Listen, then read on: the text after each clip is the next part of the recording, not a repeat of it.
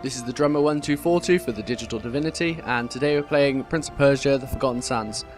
I'm going to show you part of the campaign today, as there is no actual online. As you can see, it's very similar to Assassin's Creed, but the series of Prince of Persia came first. It was a 2010 release, this specific game.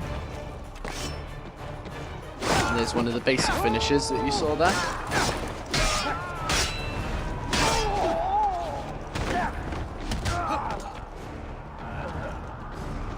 I mean, a lot of you watching this have probably played Prince of Persia since the first ones, and as you will know, it's a very in-depth campaign.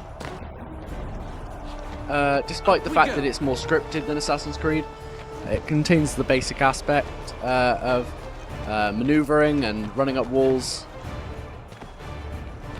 Perhaps climbing up here wasn't the best idea. I think when this came out on PlayStation 2 originally, a lot of people liked it, and the graphic level was a lot higher than some other games.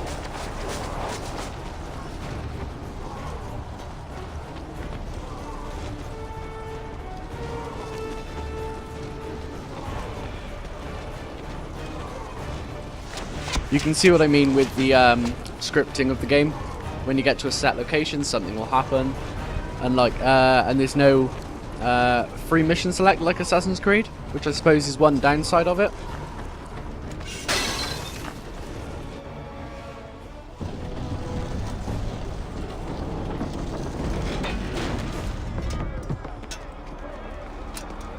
I'm starting to feel that the odds in this battle are not in our favor. I understand that there's another Prince of Persia game that came out not too long ago, and I haven't played that one as yet. So if anyone can leave their thoughts and opinions on that game, because it seems to be a completely different style of play by the look of it.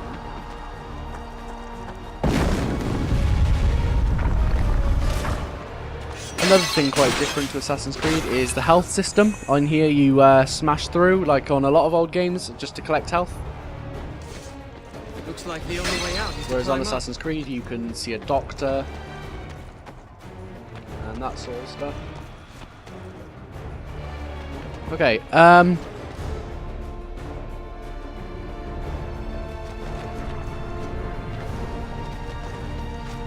this is definitely a game I'd recommend buying if you can find it cheap, because it's very entertaining, good campaign, and you can have a lot of fun in it. One downside to it, again, is the no online, but a lot of older generation games didn't have online to such an extent. At least no one's shooting arrows at me in here. Not yet, anyway.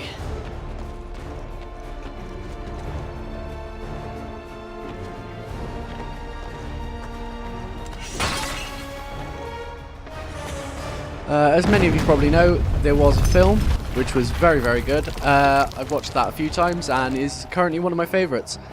The acting in it was very good, and they kept to the original storyline. They changed a couple of things. One thing I was very disappointed about, which, spoiler alert here if anyone hasn't watched the film, during the original game, Sands of Time, what happened was,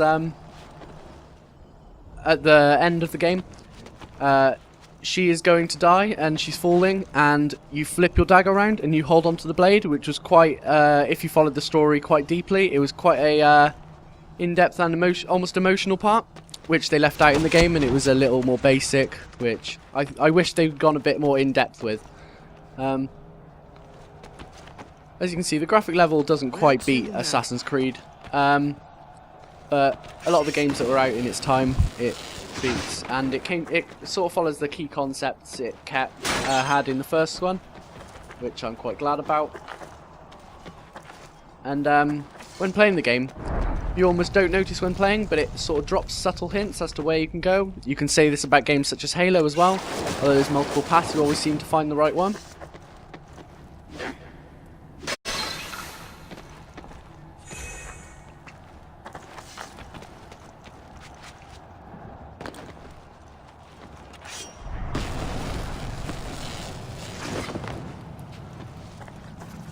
This reminds me of Azan. This also reminds me of Azad.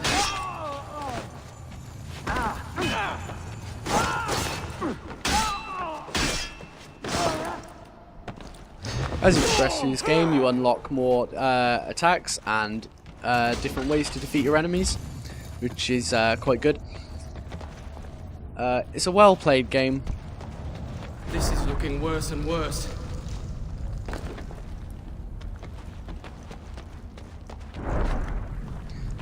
Leave your comments what you think about the film. Okay, I'm going to stop here and I'm going to leave the rest of the game for you guys to play. This has been the Drummer 1242 with the Digital Divinity, bringing you videos and tutorials on the fly. Okay, bye.